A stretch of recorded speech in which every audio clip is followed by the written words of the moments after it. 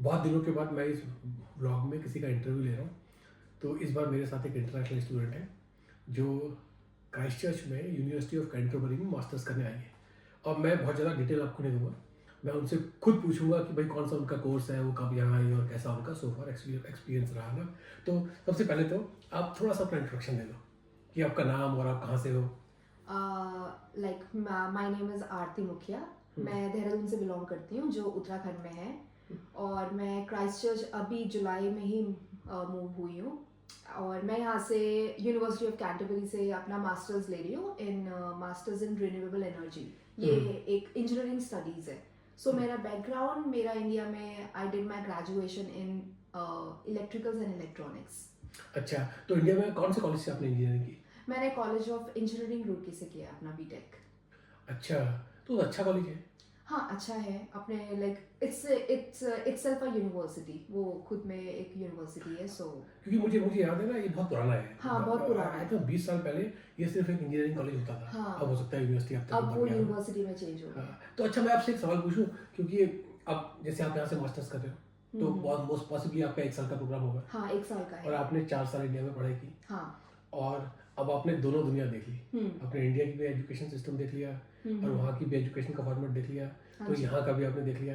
तो अब मैं चाहता हूँ थोड़ा सा कंपेयर कर दो आप। मतलब मैं नहीं कह रहा कि आप नेसेसरली ये बताओ कि कौन सा अच्छा है कौन सा बुरा है। आपने जो चेंजेस किए और कौन से चेंजेस आपको अच्छे लगे, कौन से अच्छे नहीं लगे, तो मतलब आपका ओवरऑल व्यू क्या है? देखो ओवरऑल व्यू मैं ये बोलूँगी कि जब हम इंडिया में थे और अपना एजुकेशन वगैरह हम परस्यू कर रहे थे तो थोड़ा बहुत प्रोफेसर्स के साथ इंटरेक्ट करना, वहाँ का एजुकेशन सिस्टम थोड़ा मुझे टफ लगा।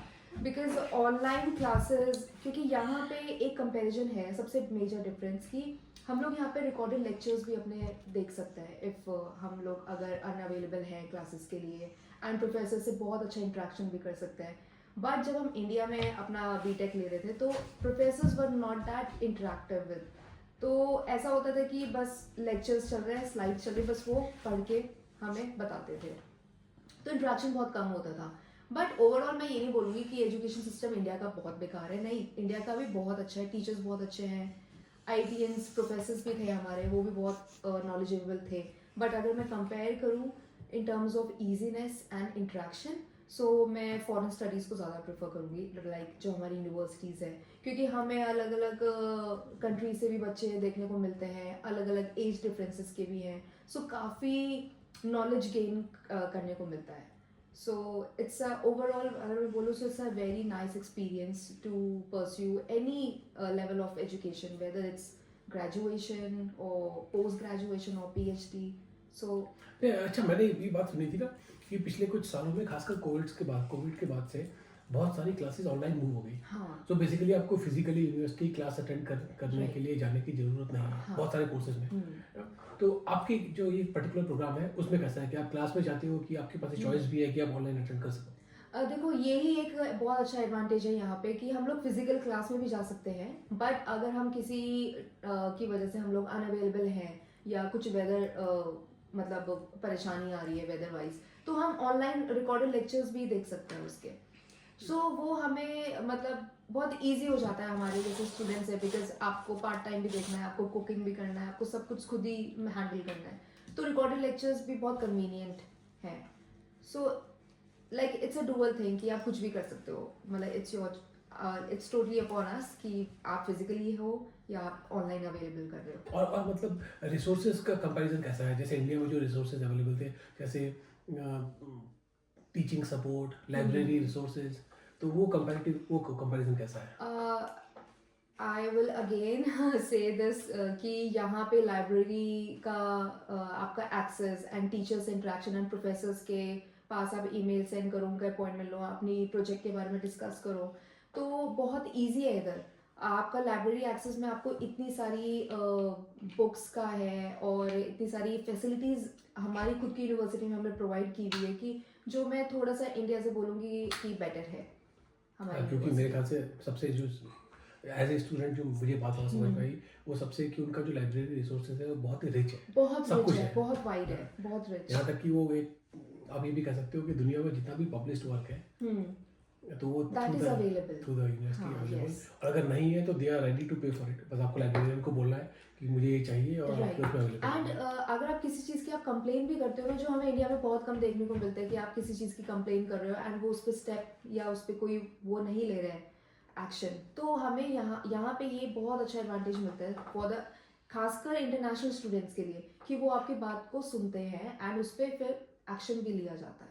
अच्छा एक बात और, जब 6 साल पहले मैं यहाँ आया था तो जब मैं एयरपोर्ट पे उतरा तो सबसे पहला जो एक मुश्किल काम होता है शुरुआत में, हाउसिंग अरेंज करना। तो बहुत। आपका हाउसिंग कैसे अरेंज हुआ, कैसा एक्सपीरियंस रहा? देखो स्टार्टिंग में फॉर एवरी इंटरनेशनल स्टूडेंट मैं यही बोलूँगी कि ये थोड़ा हाउसिंग का इतना ज़्यादा मतलब आपको ये बेटर रहेगा कि आप इंडिया से देख कर आओ, बिकॉज जब मैं आई थी तो मैंने अपना खुद हाउसिंग मैंने इंडिया से ही अपना फाइंड करना शुरू कर दिया था।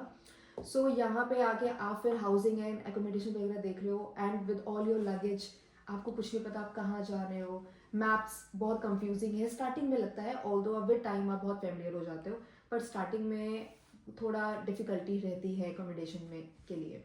तो आई वुड सजेस्ट कि आप इंडिया से ही आप किसी से, क्योंकि हमारे यूनिवर्सिटी में बहुत सारे ऑनलाइन प्लेटफॉर्म्स है जहाँ पे आप स्टूडेंट से कनेक्ट कर सकते हो, इंटरनेशनल कम्युनिटीज़ है लाइक फेसबुक पे, इंस्टाग्राम पे, सो आप उनसे कनेक्ट करके आप।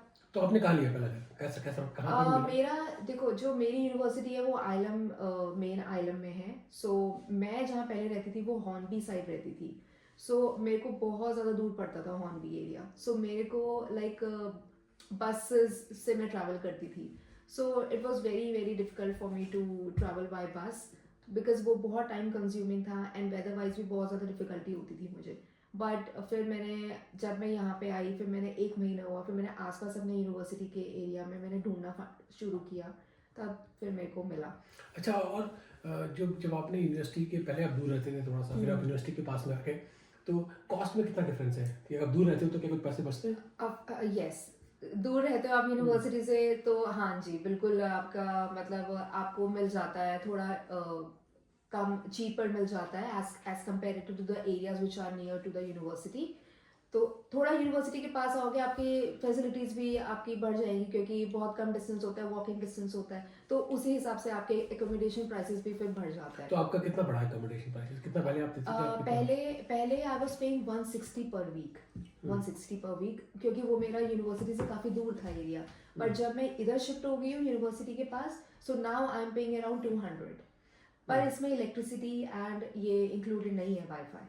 ओके। हाँ, सो आपको वो भी दिमाग में रखना पड़ेगा।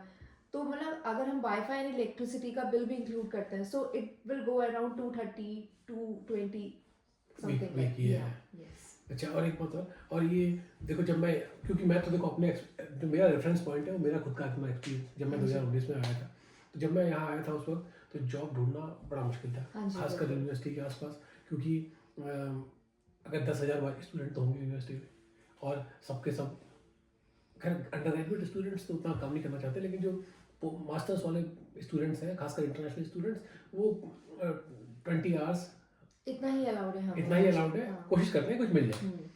मुझे तो कुछ नहीं मिला 3-4 महीने, इतना घूमने के बाद भी। आज 6-7 साल हो गए, तो अब मेरे सामने एक नया स्टूडेंट है जो 2-3 महीने पहले आया, तो क्या कुछ बदला है? आपका एक्सपीरियंस कैसा रहा? क्या अप्लाई किया, कहीं कुछ मिला? देखो जब मैं आई थी तो स्टार्टिंग में दिमाग में ऑलरेडी रहता है कि अब जाएंगे तो एक्सपेंसेस वगैरह कैसे पूरे करेंगे, तो हमें फटाफट से कैसे भी करके पार्ट टाइम अपने लिए ढूंढना है। सो हम लोगों ने बहुत सारी वेबसाइट्स है, सीक है, इंडीड है, ट्रेड मी, हमने उस पर अप्लाई किया हुआ है। लाइक जो मेरे खुद के बैचमेट्स हैं वो भी अभी तक, लाइक मैं जुलाई में आई थी एंड अभी हमारा सितंबर का मिड आ गया है, so we have applied for plenty of them, पर अभी रिस्पॉन्सेज थोड़ा भी इस टाइम पे मैं आपको बताऊँ कि मार्केट थोड़ा डाउन चलता है, बट एज ये जैसे क्रिसमस का टाइम नियर आता है तब थोड़ी कैजुअल जॉब्स लाइक ओपन होती है। तो अभी फिलहाल तो we are all struggling for part time jobs, but ये है कि मिल जाती है, अगर आप ढूंढोगे आपको डेफिनेटली मिलेगी। अगर ये है कि आप किसी पे फुल्ली डिपेंडेंट हो जाओ एंड वो आपके लिए कुछ करेगा, so it's not gonna happen. चलो मैं अपनी कहानी इसमें सुनाता हूँ, इसी बीच में जितनी रिलेवेंट है। जब मैं आया था तो मेरे साथ मेरा एक मद्रासी दोस्त था, बड़ी जॉब ढूंढी हमने, कहीं मिली नहीं। तो एक दिन लाइब्रेरी में ना एक सिक्योरिटी गार्ड हमको दिखा जो अखबार पढ़ रहा था ना, तो यार मैं और जॉब ढूंढ रहा था, हमने कहा यार ये न्यूज़पेपर पढ़ रहा है सिक्योरिटी, बैठ के, ये काम तो हम भी कर सकते हैं। बिल्कुल। और हम लोगों ने उससे पूछा कि भाई फिर वही पकड़ लिया हमने उसको। और अच्छा आदमी था, मतलब एक बूढ़ा सा आदमी था। उसने पूरा एक्सप्लेन किया, हाँ सिक्योरिटी और ये, लेकिन उसने कहा कि आप सिक्योरिटी में करोगे तो आप अगर स्टूडेंट हो तो आप यूनिवर्सिटी में नहीं कर सकते, कहीं बाहर आप कर सकते हो। तो ऐसे पहली जॉब वहाँ से अच्छा, मिली। बिल्कुल लेकिन बिल्कुल। जो उसका ट्रिगर था वो अखबार पढ़ रहा था बैठ करके वहाँ, और मैं और जो मेरे साथ जो दूसरा मेरा दोस्त था, हम दोनों ने पहली वही हमारी पहली जॉब थी। अच्छा एक बात और, ये तो हो गया हाउसिंग आपकी अरेंज हो गई, आप यूनिवर्सिटी के पास आप आ गए, थोड़ा सा पैसे ज़्यादा खर्च हुए, लेकिन अब आप पैदल आपके लिए ईजी पर वो आने बहुत वाला है। कन्वीनियंट है। हाँ, और जॉब में आपको लगता है कि क्रिसमस के वक्त जब सारे लोग छुट्टियां मनाने जाएंगे तो उस तब समय कंपनीज को जरूरत स्टूडेंट्स होगी के लिए, लोगों हाँ को, तो बिल्कुल स्टूडेंट्स के होती लिए है। कुछ जॉब ओपनिंग हो जाएगी ना। और एजुकेशन में आपने कहा कि लाइब्रेरी रिसोर्सेज यहाँ थोड़ा ज़्यादा है। ज़्यादा है, प्रोफेसर्स आर वेरी इंटरेक्टिव और बहुत सपोर्टिव हैं आपके, और आपकी in fact assignments and project work में भी आपकी काफ़ी हेल्प करते हैं। लेकिन मतलब मैं आपसे, जो आपका वहाँ कॉलेज था और जो यहाँ था, क्या ऐसा तो नहीं है कि बहुत कोई जमीन आसमान का फर्क है क्या? नहीं, मतलब मैं ये नहीं बोलूँगी कि बिल्कुल ही ज़मीन आसमान का फ़र्क है, बट ये है कि अगर मैं कंपैरिजन करूँ इन ये जो छोटी छोटी बातें हमने जो डिफाइन की हैं, इसमें अगर मैं बोलूँ तो फॉरेन स्टडीज़ को इसलिए हम थोड़ा इजी कंसिडर करते हैं बिकॉज रिसोर्सेज बहुत ज़्यादा हमारे लिए ओपन हो जाता है, वाइडर रिसोर्सेज। सो आपको इतने सारे रिसोर्सेज का एक्सेस मिल जाता है जो हमें इंडिया में थोड़ा कम देखने को मिलता है।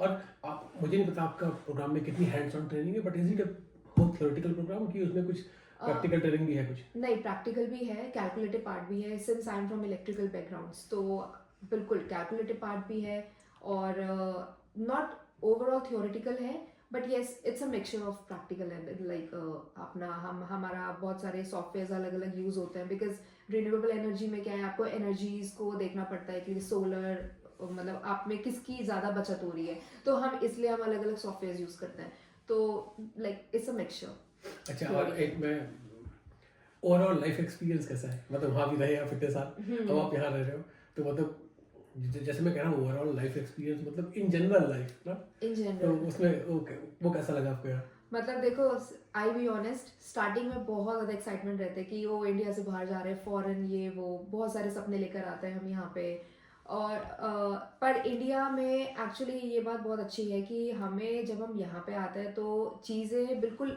जो हम सोचते हैं बिल्कुल वैसे तो नहीं रहती है, बट ये है कि यहाँ पे जब आप अलग अलग देशों के बच्चों से मिलते हो, अलग अलग एज ग्रुप से मिलते हो, तो आपको ऐसा लगता है कि हाँ, आपका एक्सपोजर और आपका नॉलेज बढ़ी है। सो यहाँ का एक्सपीरियंस ऐसा है कि आपको बहुत कुछ सीखने को मिलेगा, स्ट्रगल्स बहुत कुछ सीखने को देते हैं। सो इंडिया की लाइफ भी बहुत अच्छी है, यहाँ की लाइफ भी बहुत अच्छी है, बट यहाँ पे थोड़ा ज़्यादा सुकून है अगर आप अपना अच्छे से आप अपना काम करते हो, पढ़ाई करते हो। पर हाँ, पेरेंट्स की याद, इमोशनल थोड़ा एक आप एक हॉलोनेस फील करते हो इमोशनल बिकॉज आप अपनी फैमिली से दूर हो, और बट क्योंकि जितना मुझे याद पड़ रहा है, रुड़की, देहरादून, ये सब हाँ, कंजेस्टेड तो सब ये जगह है यार, पैर congested, रखने की जगह नहीं है, बिल्कुल सेफ्टी नहीं है। अगर रात को आप 12-1 बजे देहरादून में चले लगो तो मोस्ट लाइकली आप किडनैप हो जाओगे बिल्कुल ना। बिल्कुल, लेकिन यहाँ इस हिसाब से भी बहुत ज़्यादा सेफ जो जगह है। हमारी सिटी है क्राइस्ट चर्च, ये बहुत सेफ है। तो मतलब ओवरऑल अगर मैं देखूँ तो स्टूडेंट्स एंड खासकर for females it's very very safe. So India में सेफ्टी अच्छा, एक बात और, ये बार बार आप इस बात पे फोकस कर रहे हो कि पूरी दुनिया भर से लोग मिलते हैं, तो मैं आउट ऑफ जस्ट क्यूरियोसिटी में पूछ रहा हूँ, जो आपका प्रोग्राम है उसमें कहाँ से बच्चे हैं, कहाँ से स्टूडेंट्स आए हैं उस प्रोग्राम में? जैसे हम स्टूडेंट्स देखते हैं like most of them are from China के आपको बहुत मिलेंगे, फिलीपींस, एंड इवन हमें यूरोपियंस भी काफ़ी देखने को मिलते हैं, लाइक जैसे यूरोपियन में स्पेसिफिकली बोलो तो फ्रांस से लोग हैं, फ्रांस से बच्चे हैं, एंड आपका रशियंस भी इवन। सो इतना एक्सपोजर मिलता है, अच्छा लगता है उनसे बात करके, उनके कल्चर के बारे में जान के, तो बहुत अच्छा वो अच्छा, इसमें एक बात है, जितने भी लोग एशिया अफ्रीका से हैं, हाँ वहाँ से हम लोग बहुत जल्दी ट्यून इन हो जाते हैं, हाँ है बिल्कुल, ना? जैसे खासकर एशियंस के साथ। एशियंस के साथ, हाँ, अगर कोई चाइनीज है, Right. कोई लैटिन अमेरिकन है, बहुत थोड़ा यूरोपियन, थोड़ा ऐसा लगता है नाक उनकी ऊंची लंबी सी है, हाँ, लेकिन बाकी सबके साथ बड़ा स्मूथ इंटरेक्शन है। हाँ स्मूथ कनेक्शन बन जाता है, ये क्योंकि ये ना हम इंडिया में ही देखते हैं कि ऐसा कुछ हो रहा है कि चाइनीज इंडियंस एंड ऑल, आप यहाँ पे आओगे आपको ऐसा कुछ नहीं मिलेगा, सब अच्छे से रहते हैं, अच्छे से बात करते हैं, चाइनीज बहुत फ्रेंडली है, चाइनीज अच्छे बहुत होते हैं। फ्रेंडली है। तो मतलब अच्छा है, अभी तो आपका अच्छा सा वक्त चल रहा है, और उम्मीद है कि आपके जितने छोटे छोटे गोल्स हैं जो क्रिसमस तक पूरे होने हैं। हाँ जी। और फिर तो कोर्स ही आपका खत्म हो जाएगा अगले साल। कौन सा मंथ तक है आपका कोर्स? ये हमारा मास्टर्स 1 साल का है, तो नेक्स्ट ईयर अगस्त 2026 में। अभी तो काफी टाइम है। अभी काफी टाइम है। तो अगस्त तक चलिए देखते हैं। तो बहुत बहुत शुक्रिया थैंक यू सो मच आपने फॉर अपना हैविंग experience मी share किया। ना